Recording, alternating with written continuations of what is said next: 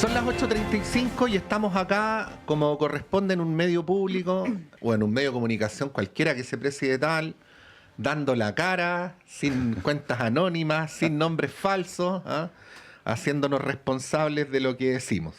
Con Montserrat Rolano. Buenos días, Montserrat. Muy buenos días. Don Cristian Pertusé, que se llama así, Que me llama así. es constatable en el registro civil de identificación. Muy bienvenido, Cristian, muchas gracias por estar acá. Muy buenos días, muchas gracias, también feliz de estar con ustedes. Y se va a sumar en poquitos segundos Javier Arce, que también se llama así, no es un seudónimo ni una cuenta falsa. Así es. Bueno, y a propósito de eso, buenos días, Cristian, bienvenido. Ya nos habíamos saludado fuera de micrófono. El tema de las redes sociales, de los bots, que puede ser considerado quizás poco importante por algunos. Ayer hubo dirigentes que le restaron importancia, pero ahí yo lo quería separar. Primero, el tema en sí mismo de los bots y de esta agresión digital que viene hace mucho tiempo, no solo en Chile, y cómo esto afecta a la democracia, afecta a la convivencia política y cómo esto puede también interferir en procesos electorales. Hay evidencia respecto de esto desde Cambridge Analytica en adelante, cómo las redes sociales pueden ser utilizadas también para afectar distintos procesos electorales, y Chile no es ajeno a ese fenómeno, ¿no? Pareciera, pero sabemos que no es una cuestión exclusiva de la extrema derecha, pero hay un modus operandi de la extrema derecha a nivel mundial de utilizar estos mecanismos. Eso por un lado, como a nivel general, ¿no? Y por otro lado, este reportaje en Chilevisión que da cuenta, como que le pone cara a las personas que están detrás de algunas de estas cuentas, que además coordinan asimismo otras. Y les pone cara. Uno de ellos ya sabemos, el ex director integrante del directorio de Canal 13, que él niega ser quien está detrás de esta cuenta Patito Verde, pero la evidencia es bien sustantiva. Yo creo que es más o menos evidente que eso es así, más allá que él lo niega porque es bien feo, es poco estético, digamos. Es que si a cualquier persona la acusaran de eso, se tendría que querellar. Así es. Y si no se querella, por algo será. Bueno, es algo reciente todavía, así que vamos a ver, pero la evidencia por lo menos apunta que efectivamente él es quien está detrás de esta cuenta, muestra otras personas también. Y ahí, Cristian, para darte la palabra, a mí esto me genera más dudas que certezas, ¿no? Este reportaje, yo imagino que es una investigación que van a seguir haciendo este equipo de investigación y otros medios también, porque está la identidad de estas personas, pero no queda claro el tema de la coordinación que ellos hacen, cuál es la motivación, cuál es la vinculación, por ejemplo, con un partido, con un sector político está más o menos definido, que es la derecha más ultra, digamos, ¿no? Pero, por ejemplo, la vinculación directa con el partido de Kast, cómo ellos se coordinan, si es que hay algún pago asociado. Son cuestiones que sería bueno también poder esclarecer, ¿no? Porque alguna motivación deben tener, no creo que solamente sea por su fanatismo o posición política. ¿Cómo ves lo que está pasando respecto de este tema y qué importancia le atribuyes? Porque hay quienes dicen, bueno, la verdad es que la mayoría no tiene Twitter, gente que no le importa las redes sociales. Yo creo que no están así, pero bueno, tu opinión es la que importa. No, hartos temas. A ver, lo primero, y escuchaba también la editorial de Patricio anterior, en el bloque anterior, sin lugar a dudas es un ataque a la democracia. O sea, este tipo de prácticas lo que hacen es tratar de socavar las bases de la democracia, los principios de una competencia legítima, de una competencia abierta, de una competencia donde las personas puedan poner sus ideas, porque son además bajo mentiras habitualmente, ¿cierto?, que se tratan de transmitir a la gente. Sin lugar a dudas afecta a la convivencia política, como tú lo decías. O sea, hay un efecto muy grande porque en definitiva lo que se trata es de destruir a la otra persona y no argumentar en términos de que podemos no estar de acuerdo en las diferentes posiciones, que es sumamente legítimo. Entonces, mira, yo lo venía pensando y venía tratando de ver cómo eran antes de que existieran las redes sociales, y esto tiene que ver mucho, más allá de ponerlo en un sector, con prácticas del populismo, cómo el populismo, ¿cierto?, trata las candidaturas o las posturas populistas tratan de levantarse frente, primero, al descrédito, podríamos decir, de todos los demás. De generar, ¿cierto?, una especie de salvador, esa es la gracia del populista, ¿cierto?, un salvador que va a sacar a la sociedad de este, podríamos decir, de este pantano, ¿ya? Y son prácticas típicas de los populismos de cualquier sector, ¿ya? Respecto de la motivación, yo creo que es esa, nada más que eso, es buscar justamente relevar o atacar al otro para desacreditarlo, para enlodarlo, para empantanarlo, para destruirlo. La vinculación con el Partido Republicano, yo siempre trato de ser bueno y creer en las personas. Yo espero que efectivamente esto no sea una cosa ni orquestada, ni impulsada desde un partido político legalizado, porque son prácticas que atentan contra la democracia, contra los principios de la democracia, y en ese sentido uno empieza a cuestionarse cómo uno tiene muchas críticas a otros partidos que pueden atentar en otro tipo de cosas, que uno puede creer atentar en otro tipo de cosas hacia la democracia, pero espero de verdad y espero que lo que ha negado rotundamente el candidato Kast su vinculación con estas cuentas, pero creo que hay que hacer una investigación. Yo creo que hay poco instrumental jurídico hoy día, cierto, legal, para hacer una investigación sobre esto, a menos que haya una querella respecto de estas prácticas. Pero hay poco instrumento legal para investigar quién está detrás y si hay efectivamente, como tú lo planteas, una posible vinculación. Y si se descubre una vinculación, yo creo que quienes creemos en la democracia, quienes creemos en las prácticas y en el debate legítimo, en el debate claro, en la construcción además de diferentes alternativas para la construcción social que se puedan plantear a la ciudadanía, creo que hay que enfrentarlo ahí conjuntamente y mostrarlo a la opinión pública, porque es un tema de mucha hazaña, además que levanta una cosa que venimos hablando hace mucho tiempo, levanta una violencia desde la palabra, una violencia hacia el otro que después lleva a la violencia física, y eso es una problemática. Entonces yo creo que tenemos que enfrentarlo fuertemente. Creo que todos los sectores políticos en esto deberían casi ponerse de acuerdo para que no existan estas prácticas, cuando estas prácticas efectivamente uno las descubre, decir que son mentiras y decirlo de todos los sectores. Y ahí yo creo que tiene que haber un gran acuerdo entre todos los sectores políticos. Sí, muy cortito, Pato. Esto igual se vincula con otro debate bien contingente, que es el del voto obligatorio, porque un contexto de voto voluntario es distinto con esta guerra a través de redes sociales, que un contexto con voto obligatorio, donde hay muchas personas que en realidad están despolitizadas, desinteresadas, y probablemente pueden ser mucho más influenciables por este tipo de campañas a través de redes sociales que quienes tienen un voto más de convicción política, digamos. Sí. Como muy bien decía Monse, y en esto es súper importante ser preciso, y como tú refrendabas, Cristian, efectivamente no está acreditada una vinculación directa, orgánica, entre estos bots, ni con el Partido Republicano ni con José Antonio Kast. Esto uno lo tiene que decir claramente. Dicho esto, quiero agregar que no le quita gravedad al asunto el que, primero, José Antonio Kast hasta este minuto en ningún segundo siquiera haya condenado estas acciones, que en segundo lugar estos bots siempre operan a favor de José Antonio Kast y siempre en contra de sus adversarios políticos. Efectivamente. Tercero, que estas cuentas están haciendo hoy día, porque parte de la investigación que hace reportea el medio de Nicolás Sepúlveda, no sé si es de Nicolás Sepúlveda, digamos, sí, mejor, el medio al que pertenece Nicolás Sepúlveda, pero bueno, eso. Estas mismas cuentas ya habían hecho lo mismo en la campaña presidencial del año 2021, también en favor de José Antonio Kast. Y cuarto, y yo evito hablar de esta manera, pero lo voy a decir con toda la tranquilidad del mundo, José Antonio Kast ayer, al referirse a este tema en un acto de campaña, faltó a la verdad, ¿no? Cuando él, además de no cuestionar estas acciones, continúa con la política de demolición de la reputación ahora en contra del colega Sergio Jara, a quien bien claramente lo voy a decir, no defendemos por una cuestión corporativa, sino porque efectivamente no tuvo nada que ver con este reportaje, como lo señaló además muy claramente Chilevisión.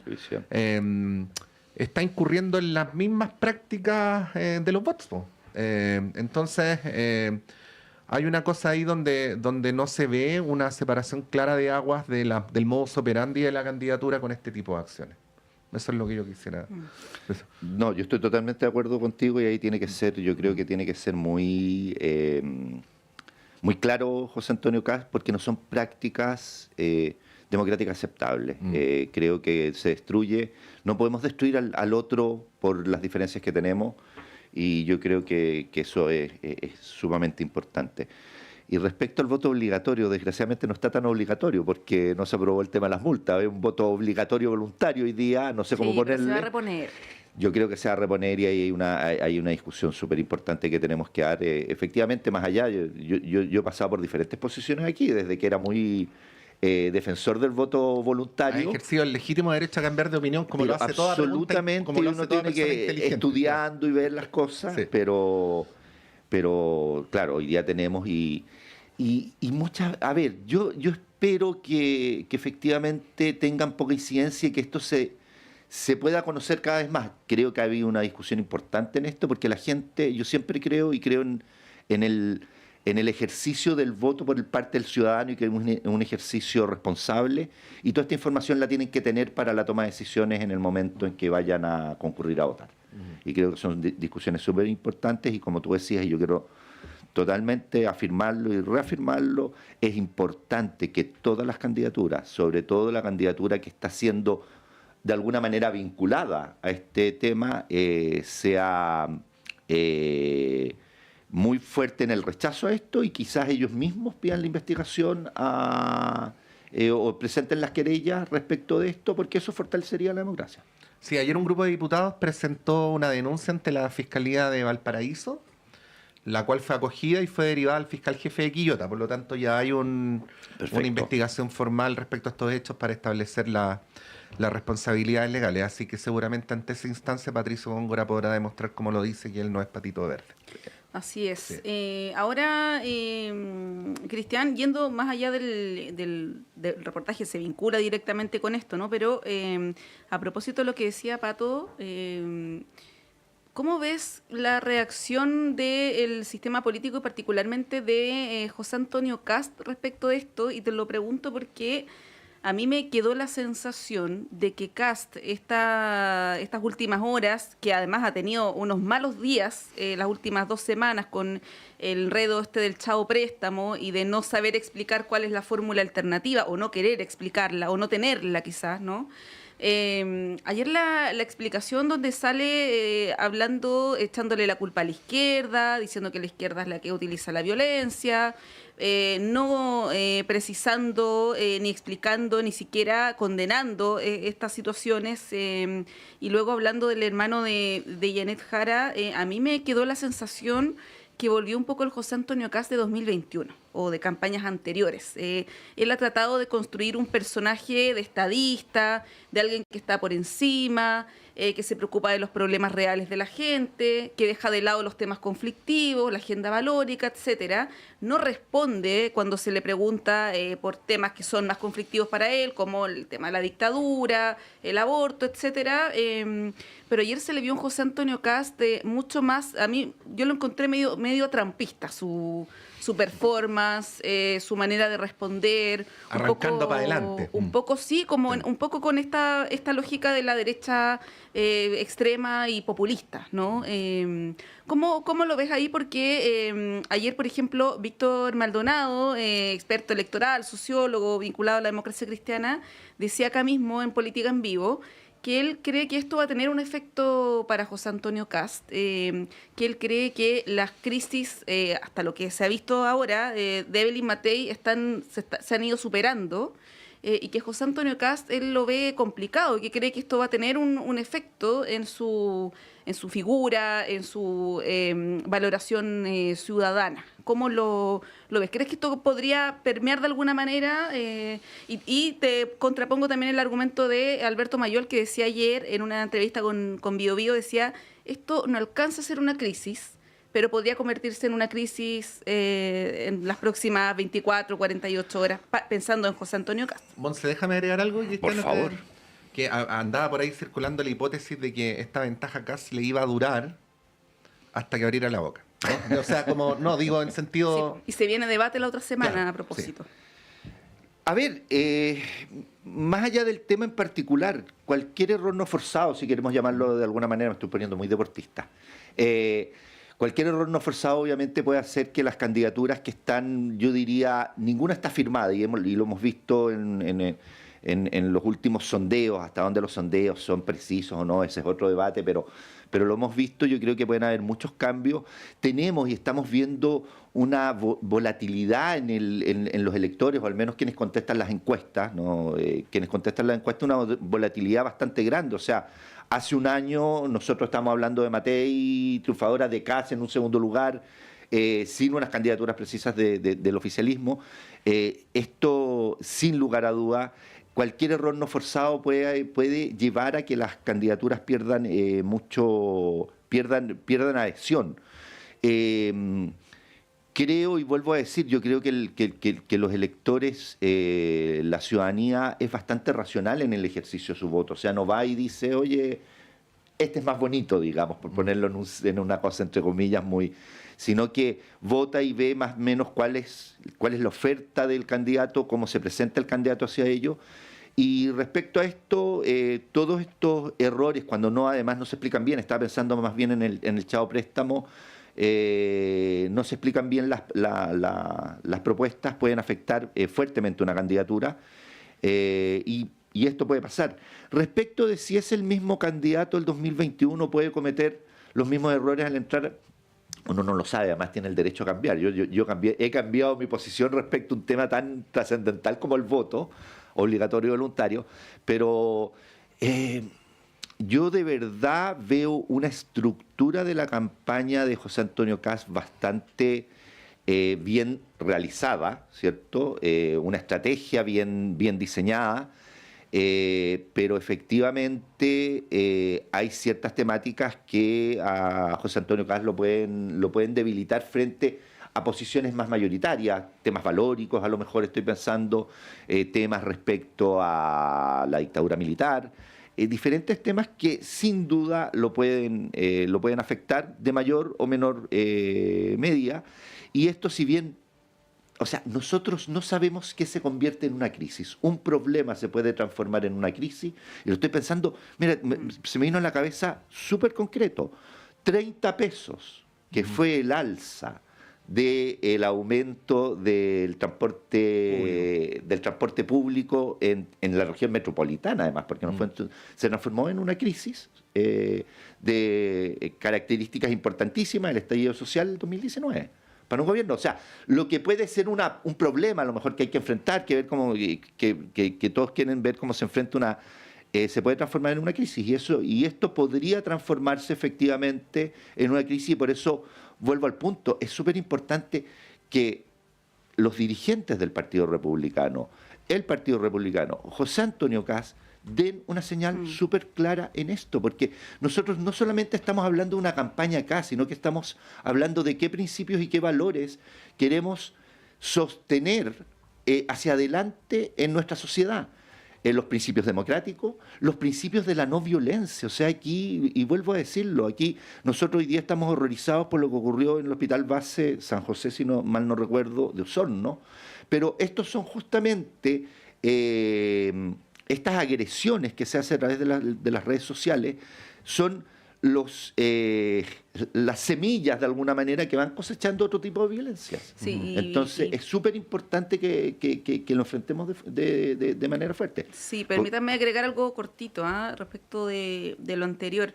La estrategia de irse contra, y esto no es una defensa del gremio, por favor, pero de irse contra periodistas o contra medios de comunicación nunca es buena las campañas presidenciales, que es un poco lo que está pasando con Kast. O sea, ayer yo veía, por ejemplo, al conductor del matinal, Julio César Rodríguez, a Andrea Arístegui, compartir la declaración de Chilevisión, evidentemente hacer una defensa de la labor que ellos cumplen y que se está desacreditando con una mentira, como es lo de José Antonio Kast, ¿no? Es un tema que es complicado, digamos. Sí, como pues estrategia, bueno. no sé, ahí se tendrá una buena quiero decir evaluación. una sola Sí. cosa aquí. El rol de los... O sea, cuando uno revisa los principios democráticos, los mecanismos, uno de los principales roles es tener medios de información diversos, plurales, que puedan entregar la información para la toma de decisiones a la ciudadanía. Entonces no podemos atacar a los medios de comunicación.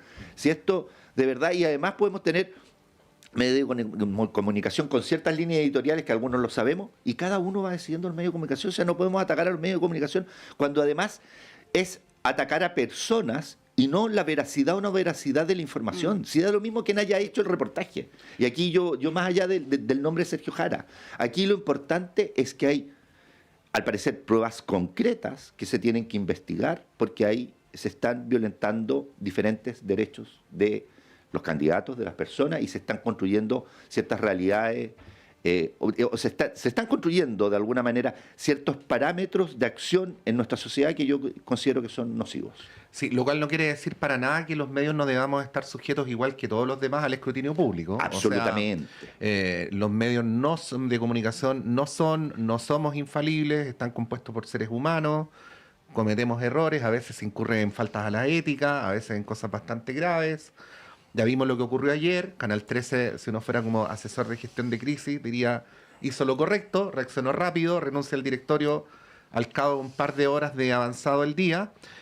Por lo tanto, no estamos hablando para nada de que los periodistas seamos intocables, ¿no? Pero sí de lo que estamos hablando es que la labor de informar no puede ser perseguida, ¿no? Efectivamente. Bueno, vamos a ir a un breve alto y a la vuelta continuamos con más conversaciones, y más que conversaciones porque tenemos un par de sorpresitas para que no se muevan de nuestra sintonía. Vamos y volvemos.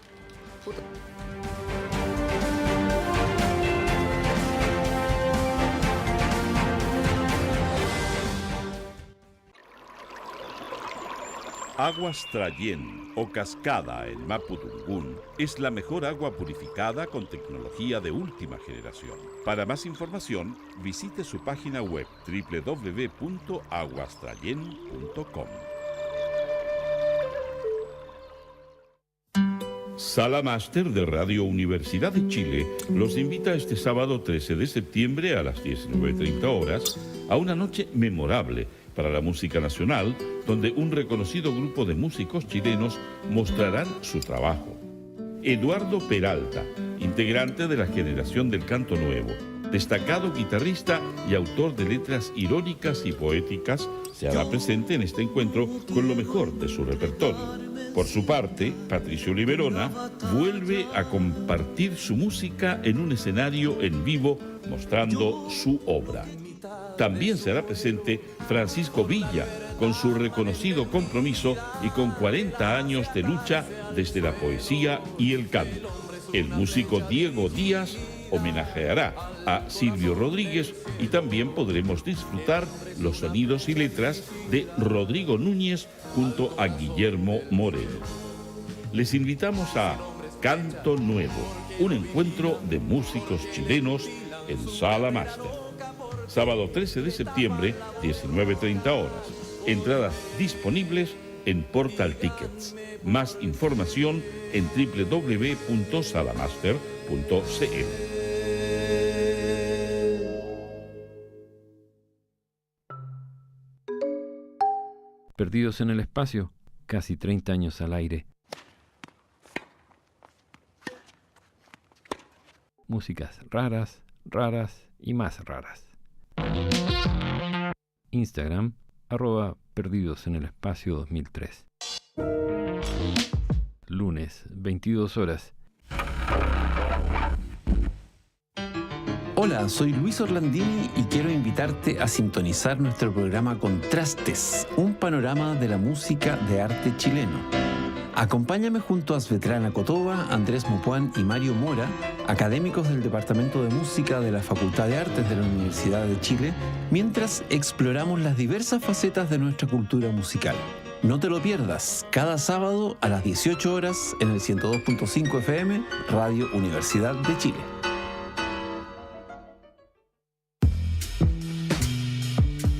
¿Cómo les va? Soy David Ponce, conductor y periodista de Altavoz, y les invito a sintonizar nuestro programa cada sábado y domingo a las 7 de la tarde por Radio Universidad de Chile. Una hora de noticias y estrenos por Altavoz, con más volumen para la música chilena por el 102.5 FM y por la señal de radio.uchile.cl.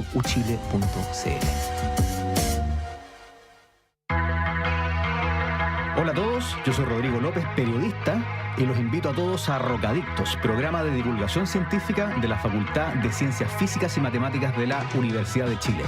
Todos los miércoles a las 4 de la tarde por la 102.5 hablamos de ciencia, tecnología y cultura pop, junto a personas del mundo de la ciencia. Recuerda, todos los miércoles por la 102.5 FM Rocadictos.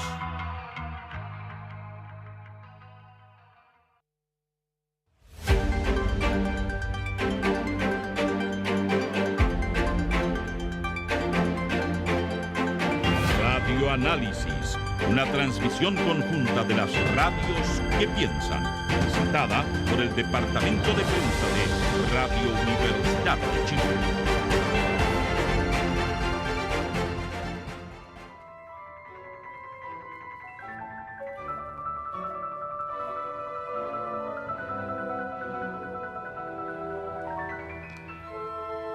Bueno, a pesar de que yo trabajo en la radio y me pagan por hablar de corrido, debo decirles que me faltan las palabras, incluso no sé si la RAE las tiene, para señalar lo impresionante que es la Gran Sala Sinfónica de la Universidad de Chile, lo grato que es ir a las funciones en un súper buen horario, además 7:30 de la tarde, habitualmente duran 1 hora y media, a las 9 de la noche va saliendo viernes y sábado. Por lo tanto, partimos por decirles que en el sitio web seac.cl están las entradas disponibles para todas las funciones de esta temporada hasta el final del año. Y decirles que hoy viernes y mañana sábado la Orquesta Sinfónica va a presentar el concierto Heroísmo y Destino, Glinka, Prokofiev y Maltón en la Gran Sala Sinfónica. Esto va a tener como directora invitada a Bárbara Dragan. Tenemos entradas para ambos días con acompañante. Los primeros 5 llamados al 977-1579. En poquitos segundos les vamos a contar quiénes son las y los ganadores. Bien, yendo a temas menos gratos que y continuando también con lo que hablábamos del bloque anterior, pasamos a saludar a Javier Arce, quien se está integrando ahora al panel. Javiera, buenos días. Perdón el retraso, pero tuve una reunión y como que mis reuniones están todavía corridas, mucha gente allá en Reino Unido, así es que si no estaría en el estudio. Pero sí, está bien. Te perdonamos, Javi. No te preocupes. Javier Arce, integrante de la red de politólogas. Perdón, suena como tremendo, ¿eh? Disculpémosla mejor, porque perdonar es como... Sí. No, solamente Dios puede perdonar. Sí. Javiera, bueno, no sé si alcanzaste a agarrar algo de lo que hablábamos antes de la pausa. Yo mencionaba cómo esto afecta, o mencionábamos cómo esto afecta las campañas, y particular la de José Antonio Kast, que ha tenido un discurso muy a la... ni siquiera sé si a la defensiva, muy de echarle la culpa al del frente, ¿no? O al empedrado, no sé, y no hacerse cargo de las acusaciones, de las críticas y de los vínculos aparentes que hay con esta red de bots, que ya, bueno, se había denunciado también en otros medios. En El Mostrador salió un reportaje y lo denunció también el comando de Evelyn Matei. ¿Qué opinión te merece esto, también vinculándolo con la carrera presidencial? A ver, bueno, buenos días, saludar a Cristian también, perdón por el retraso todo ya. Mira, yo en este caso tengo una posición bien crítica. Creo que, bueno, a mí las formas ya pasivo-agresivas de José Antonio Kast me están un poco cansando.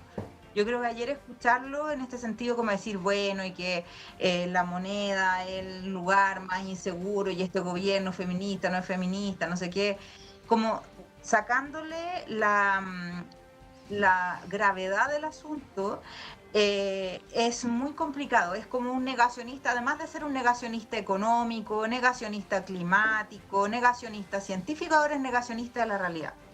Y en este caso, yo quiero ser súper franca y quiero extender un poco el análisis. Quizá hay personas que son más análogas, que no tienen una conexión muy fuerte con las redes sociales, etcétera. Pero estos bots, en particular, yo tenía bloqueado a Patito Verde, por ejemplo, porque Patito Verde me acosó muchísimo en Twitter. Y yo en general tengo, por lo menos una vez al mes, sufro un ataque de Twitter muy pronunciado. Y de hecho, una vez también expusieron, gente de la ultraderecha, expuso mi certificado de nacimiento para tratarme de ordinaria, Kuma, etc. Y fue terrible, tuve que ponerme un candado, porque como yo estoy publicando cosas en journals en inglés, por lo general se sale uno de mis apellidos, entonces para que pongan los dos apellidos le pongo una raya.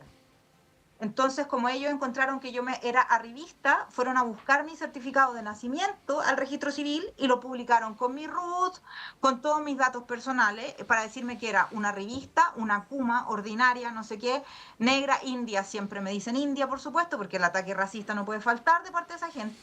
Entonces, yo por lo menos creo que han llegado demasiado lejos. Y eso es lo que ha hecho en otras democracias en el mundo, saliendo un poco de lo personal y la casuística, ha sido quebrarlas. Lo que ocurrió en Reino Unido el año 2016 tiene en este momento a Reino Unido hundido en la pobreza. Y eso no, son datos objetivos. Cuando se sale el Reino Unido a través de un plebiscito basado en noticias falsas, creadas por el grupo de separatistas británicos, comandados por supuesto por Nigel Farage y todos estos bad boys Brexit, que están todos conectados además con los rusos, esa gente comenzó a contaminar la esfera pública. Esto no lo estoy diciendo yo, ni es un dato que lo saqué de una servilleta. Estas son fuentes oficiales. Hay un documental, de hecho, en Netflix sobre este tema. Hay muchos papers académicos sobre este tema y sobre las repercusiones también, porque en paralelo estaba ocurriendo la elección de Donald Trump en Estados Unidos. Y esto fue a punta de decir que, miren las similitudes, miren, que Hillary Clinton no estaba capacitada o no tenía la salud suficiente para ser presidenta de los Estados Unidos. Le empezaron a cortar pedazos donde Hillary Clinton salía tosiendo y estaba aparentemente enferma. Y comenzaron, miren qué raro, creo que hicieron lo mismo con Matei, ¿no? ¿O no? O como cuando se le olvidaban las cosas, que tenía Alzheimer, etcétera.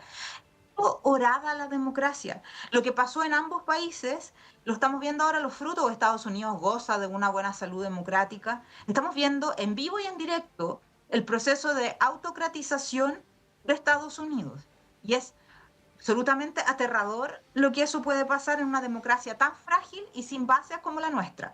Y para terminar, decirles que esto no ha cambiado en Reino Unido. En Reino Unido esto no se toca. A pesar de que es un problema gravísimo y es el principal detonante de la crisis económica que están viviendo, la gente sí está comiendo en bancos de comida, la salud, de hecho la población en general, y nosotros lo podemos ver por los ingresos per cápita, el ingreso per cápita y el ingreso bruto de Inglaterra incluso es menor que el de España. Un país que supuestamente era rico, un país que supuestamente tenía todo para estar bien. De hecho, yo me tuve que venir porque ya para mí era invivible económicamente. Yo no podía mantenerme allá porque mi beca me faltaban como 500.000 pesos para poder cubrir solamente mi arriendo y ni siquiera me alcanzaba a comer. Entonces, ese tipo de cosas yo lo pude hacer porque yo pude venirme a mi país, pero la gente que se tiene que quedar allá lo está pasando pésimo. No tiene para comer, tiene que ir al banco de comida, etc. O sea, son problemas evidentes. Y eso fue creado por un mensaje falso, basado en targeting, en microdatos, hecho en Facebook. Entonces, de nuevo, y para terminar con esto, que a mí me tiene súper molesta también la actitud de la derecha tradicional, porque llevan meses, tratando de dejar a Kast como un centrista, como un demócrata, porque se somete a procesos electorales y no se hacen responsables incluso del daño que le hicieron a su propia candidata, que además de eso, o sea, más encima, para ponerle otra guinda a la torta a este proceso, somos las mujeres las principales víctimas de estas personas. O sea, empiezan a decir cosas de nosotras, de distintas mujeres también políticas, para que nos callemos. Y esto ha traído como consecuencia la renuncia, por ejemplo, de algunas parlamentarias en Reino Unido. Sí. Diputadas renunciando. Entonces esto es muy grave. Ahí hay una pregunta bien profunda, Cristiana. No digo que mi pregunta sea profunda, digo que el tema es profundo. ¿Hasta qué punto ciertas prácticas en la política son menos importantes que eventuales afinidades de carácter político ideológico? Te lo digo porque, por ejemplo, hace poquitos días atrás hubo un acto donde el piñerismo ungió nuevamente a Evelyn Matei y en donde la familia Piñera, por poner un solo ejemplo, junto con repetir que estaban firmemente con la candidatura de Matei, dijeron que en todo caso iban a apoyar a la candidatura de oposición que pasara a segunda vuelta, fuera cual fuera, ¿no? ¿Hasta qué punto ciertas prácticas son menos importantes que decir, bueno, nosotros estamos más cercanos políticamente a ellos y los vamos a apoyar igual? Porque bueno, simplemente ahí quiero invocar que lo que está planteando Javiera lo hace con una narrativa, Javi, de la máxima gravedad, ¿no? Cristian. Chuta, es complejo esto. Yo creo que estas prácticas que se están sabiendo ahora pueden alejar obviamente las posibilidades de mayores acercamientos si vuelvo al punto, si se descubre efectivamente que hay una relación directa entre el partido, el candidato y los votos. Yo creo que te aleja eso. Obviamente, para muchos es sumamente difícil. Yo creo que en eso Evelyn Matei ha sido súper clara. Evelyn Matei no ha dicho que va a apoyar a cualquier candidatura si es que ella no pasara a segunda vuelta. ¿Ya? Yo creo que hay que verlo bien y uno siempre tiene esperanzas de que los resultados se pueden revertir. Quedan 2 meses, dos meses y medio de campaña, si mal no recuerdo. O 2 meses ya, pero sumamente complejo, porque vuelvo al punto que hablábamos antes, esto que es un tema muy puntual a lo mejor, que es una problemática puntual, puede convertirse en una crisis. Creo que lo que estamos pensando hoy día tenemos que readecuarlo mucho, porque aquí se pusieron caras, se han ido viendo conexiones a lo mejor, o posibles conexiones. Entonces es mucho más complejo. Pero obviamente eso no va a llevar necesariamente... Es que es súper complejo además cuando las elecciones son polarizadas. Yo creo que lo hablamos en la vez pasada que estuve acá en la radio. Yo creo que si la elección se polariza entre Jara y Kast, es una situación que para un mundo muy amplio lo deja en una posición de, y lo voy a decir en personal, de dónde nos movemos, digamos. Siempre las elecciones polarizadas te producen esas cuestiones. Y va a ser complejo. O sea, hoy día hay una desintonía, no está sintonizado, por ejemplo, lo que dice el Partido Comunista, que es el partido de la candidata, con la propia candidata y con el comando de la candidata. O sea, hemos visto reyertas importantes entre dirigentes del Partido Comunista y miembros del comando de Janet Jara. Entonces, estamos en una posición, yo creo que las prácticas son súper importantes, y vuelvo a tu pregunta, y ahí lo ideológico, más allá de que pueda tener uno más o menos cercanía, se constituye en un problema. Pero además esta práctica se puede constituir, y volvemos al punto, y siguiendo la lógica de Víctor Maldonado, de Alberto Mayor, esto se puede convertir en una crisis. Sí, ahí Javiera... Solo agregar un elemento. Mira, ¿sabes qué? Lo que pasa es que la gente, ayer escuché, o sea, leía Twitter con harta atención, sobre todo, por ejemplo, la minuta que sacó la derecha respecto de una cosa que escribió Gonzalo Feito, que fue francamente vergonzosa, pero era como: los verdaderos problemas son el crimen organizado, los asaltos, no sé qué, y ese es como el frame que nos están metiendo. Y yo entiendo, sí, porque, no sé, el viernes pasado andábamos en metro con mi mamá, y en Metro Tobalá llegó alguien y le abrió la cartera a mi mamá y le sacó el teléfono. Es evidente, hay un problema de seguridad, y la sensación de seguridad que tenemos es muy grande. Yo no quiero ser negacionista de la seguridad, porque creo que eso es un gran problema que tenemos como sociedad en Chile. Ahora, este tema de las redes sociales, a mí me van a disculpar, pero también es un tema que logra amplificar incluso de manera más, incluso peor que la televisión, el pánico poblacional, primero. Lo segundo es que en la deep web, que la gente no sabe, uno puede hasta contratar un sicario. Y puedo comprar un riñón, puedo comprar muchas drogas, las que yo quiera, si yo me meto a la Deep Web, o incluso puedo tener un caserito en las redes sociales ahí para comprarle todas las drogas que yo quiera. Entonces, estos temas sí son complejos y sí están conectados. Y ahora paso con las otras consecuencias, porque creo que en Chile estamos tan autocentrados en nosotros mismos que me da un poco de preocupación en ese sentido. El mal manejo de las redes sociales, en este caso, puede traer, por ejemplo, consecuencias como el levantamiento de gente haciendo cosas como lo que ocurrió el año pasado, el 2024, en esta fecha, en Inglaterra. Hubo un joven de unos 14 años que llegó, no, era de 16 años, y acuchilló a unas niñitas en un campamento en Southport, en el norte de Reino Unido, y las mató. Y Tommy Robinson, que es una persona, un fascista, junto con otras células de otros partidos, también de extrema derecha en Inglaterra, comenzaron a esparcir la noticia que el autor de este delito había sido un migrante ilegal que estaba en un shelter alojado, y que ahí en ese refugio estaba esta persona que había asesinado a las niñas. Como consecuencia de esa noticia falsa, comenzaron a desarrollarse protestas que comenzaron en el norte, pero terminaron prácticamente en Bristol, en Londres, en las ciudades grandes de Reino Unido. A tal punto que se empezaron a confrontar las personas en la calle. Y de hecho hubo movimientos de contramarcha también, antirracistas y antifascistas, precisamente por este tema. Para quienes no saben, el Reino Unido es un país súper colonial, que tiene, de hecho, todas sus colonias, casi todas las personas que fueron de las colonias viven en Reino Unido, entonces están todos mezclados, y por lo general son re poco racistas, porque uno encuentra gente de todos los colores y todos los tipos en todos lados, ¿ya? Sobre todo en las ciudades grandes como Londres, Manchester, etcétera, que son ciudades que están más mezcladas que las otras que están como en el campo. Entonces esto para nosotros, cuando estábamos ahí viendo, fue un ataque tan complejo, porque además eran enfrentamientos policiales. ¿Y qué es lo que hizo el gobierno? Y esto ya lo vimos también, que varios de los estallidos y protestas también se coordinan a través de redes sociales también, y una noticia falsa puede hacer explotar esto. Y en este caso, la ministra del Interior, que es Yvette Cooper, lo que dijo es que los iban a perseguir fuera de línea, offline y online y offline. Entonces, cada de estas personas que metían un tuit de algo, como por ejemplo, vimos a este personaje no sé qué, y después llegaban y se juntaban los manifestantes y empezaban a hacer cosas. O sea, de hecho, los destrozos eran saquear tiendas, romper... O sea, había un caos en Reino Unido, ustedes no se dieron cuenta.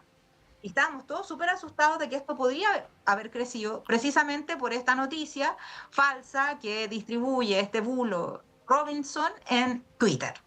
Entonces, a lo que voy, temas son graves, son súper graves de lo que puede ocurrir entre la conexión de lo virtual y lo real, porque esto sí tiene consecuencias en la vida real. Entonces, al escuchar a José Antonio Kast, por muchas similitudes ideológicas o que sean de la misma familia o parientes incluso, creo que acá esto nos va a dividir entre quienes estamos a favor del fortalecimiento de la democracia y quienes no. Y José Antonio Kast se junta con esta gente cuando va a las grandes convenciones de la International Conservative Network. Y esto es así, pasa metido en Hungría, va a España viaja estos mismos personajes que incentivan discursos de odio raciales, van a estas convenciones también, son amigos de Donald Trump. Entonces, esto está conectado. Ellos hablan contra la globalización, hablan contra la ONU y son más globalistas y más que todos nosotros juntos. Es la internacional política más activa hoy día, yo diría que es más activa que la internacional socialista. La internacional socialista no sirve para nada, no tiene ni eso.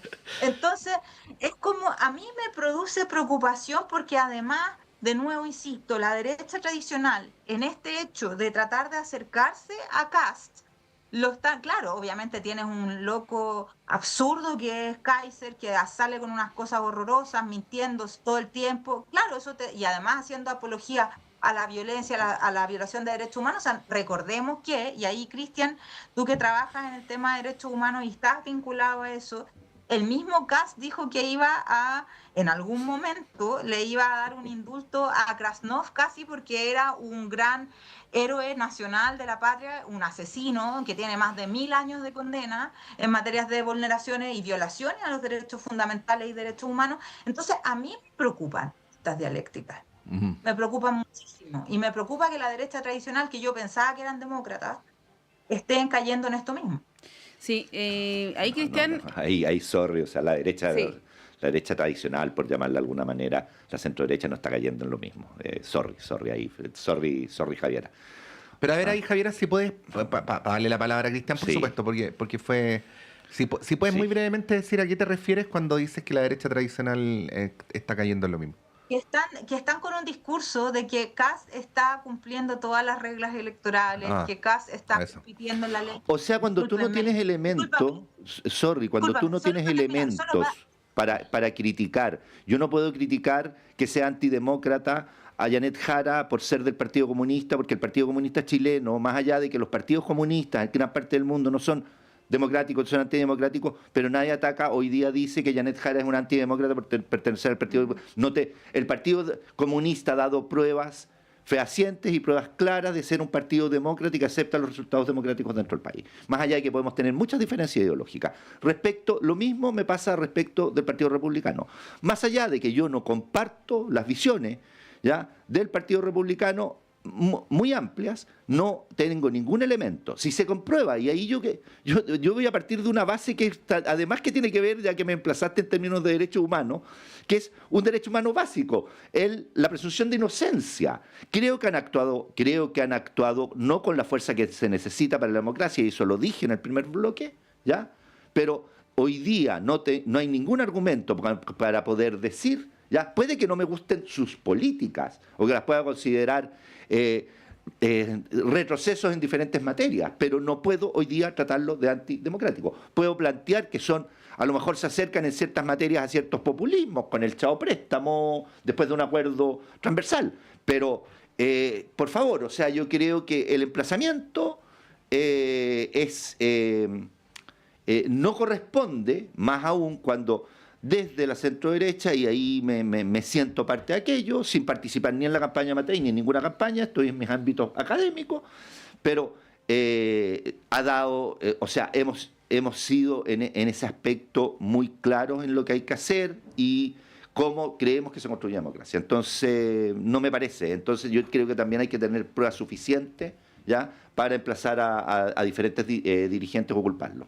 Eso. Sí, bueno, nos quedan algunos minutos y quería aprovechar de preguntarles por una información que es bien relevante desde el punto de vista de casos de corrupción que hemos conocido los últimos años, que es el caso Procultura, que en su momento quedó ahí medio congelado, un cambio de fiscal, y ayer se conoció la petición de desafuero contra Claudio Rego por un supuesto eventual fraude al fisco. Se habla de más de 1.000 millones de pesos, es una cifra bien abultada por contratos con... entre otros con quien fue su amigo en su momento, ¿no? Apellido Larraín, ahí acuérdame, Pato, el nombre. Alberto Larraín, de Procultura, sí. De Procultura, efectivamente. Ahí te pregunto a ti, Cristian, primero cómo observas este caso y la importancia simbólica que tiene también la gobernación metropolitana. Claudio Rego, sabemos que es la segunda autoridad elegida con mayor cantidad de votos del país, pues no es menor.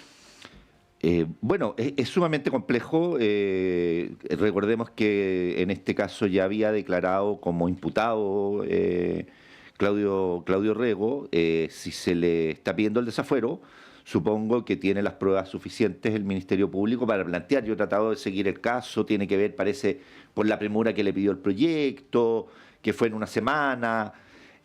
Bueno, yo creo que hay que verlo, y en esto yo creo que hay que ser sumamente concreto. Las instituciones tienen que funcionar. De hecho, recordemos que hubo cambio fiscal principalmente por todo el proceso de que el fiscal Cooper, si mal no recuerdo, había pedido intervenir los teléfonos del presidente de la República, y ahí el fiscal nacional, en definitiva, decidió sacarlo del caso, y ahora es el fiscal de Antofagasta el que está llevando el caso. Y creo que En ese sentido, las instituciones tienen que funcionar. La defensa, hasta donde yo entiendo, la defensa de Claudio Rego obviamente ha sostenido su inocencia, y justamente lo que viene, se está pidiendo el desafuero, supongo, es que lo van a hacer la acusación formal, ¿cierto?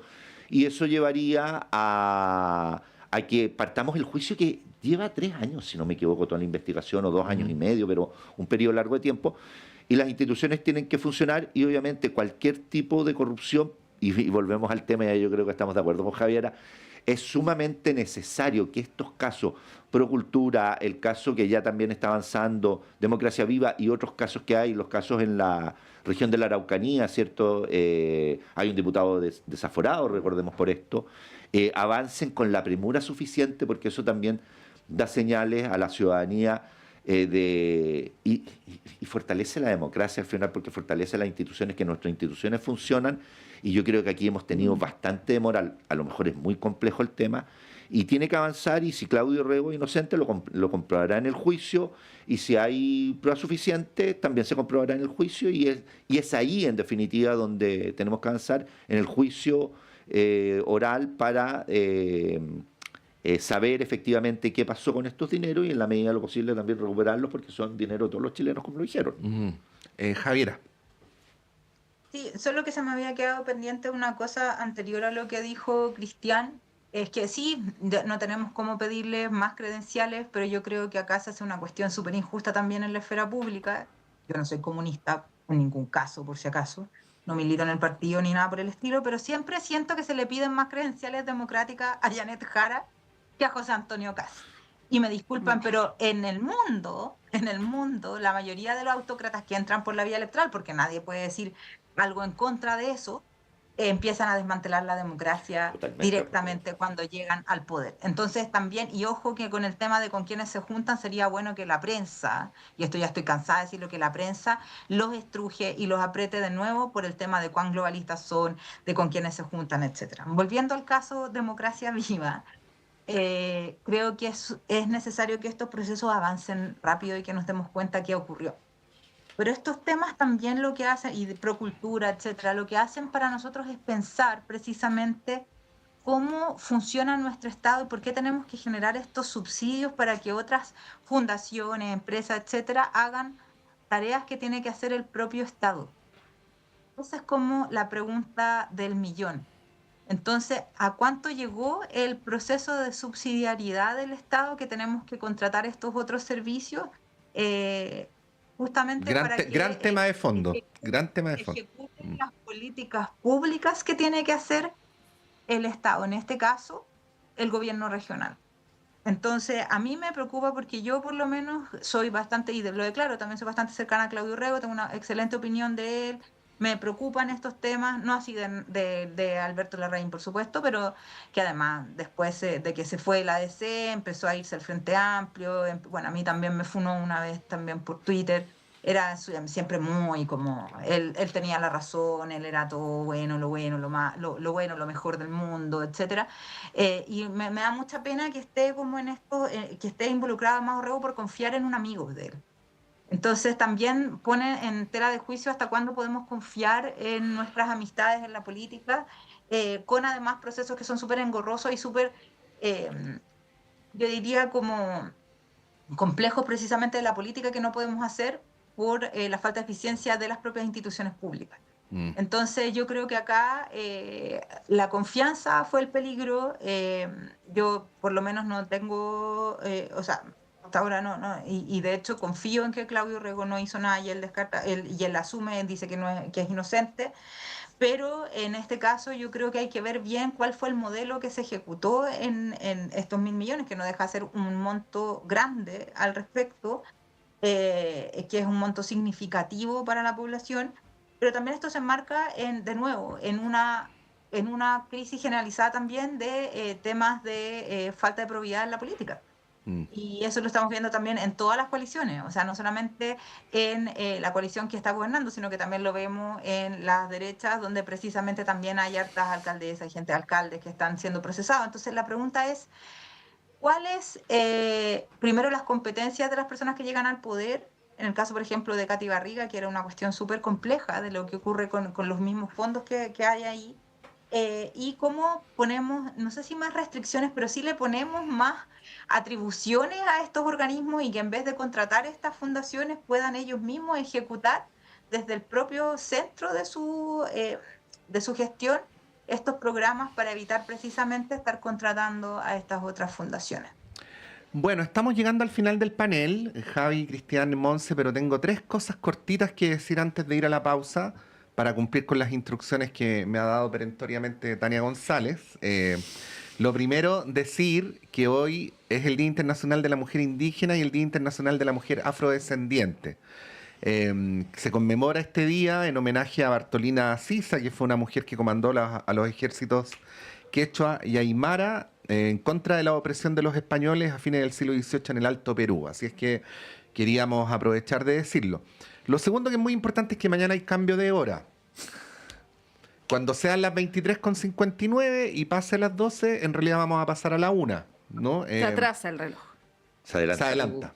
Se adelanta, pero nos despertamos una hora más temprano. Ah, ya. Eso es. Se adelanta. Cuando se sean las adelanta, 12, pero nos despertamos hay que una hora adelantar más a la temprano. 1. Sí. Habitualmente, ese extraño tipo de gente al que no pertenezco, que está durmiendo los sábados a las 12 de la noche, habitualmente los equipos electrónicos hacen el cambio de hora automático, pero tomen las prevenciones porque a veces, entre comillas, se les olvida y eso lleva a confusiones. Y por último, tanto más importante es que tenemos que dar los ganadores para ir a ver a esta presentación de la Orquesta Sinfónica en nuestra nueva y gran sala sinfónica. Víctor Godoy, María Paz Vargas, Gonzalo Morales, Ana Salinas y Erika Chávez. Víctor, María Paz, Gonzalo, Ana y Erika.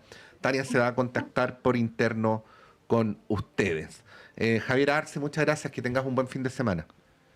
Igualmente. Y, bienvenida a la patria. Gracias. Cristian Pertusé, muchas gracias. Muchas gracias, como siempre. Feliz de estar aquí. Saludos, Javiera. Sí, gracias, Cristian, Javi. Bueno, con Monse damos un breve alto. Yo me quedo para una última conversación con la cual cerramos el radioanálisis de esta semana. Y por supuesto sigan en nuestra sintonía.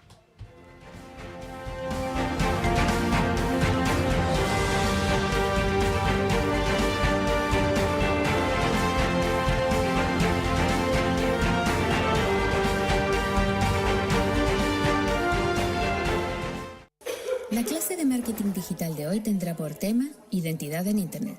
Cómo agregarle valor a tus contenidos en redes sociales. Yes. ¿Sabían ustedes que sus perfiles en redes sociales no son suyos? Ah, ¿no? No, porque la red social solo se los presta y si se van de ella, el contenido se pierde. Sí. Entonces, la idea es que su perfil siempre lo complementen con una dirección propia en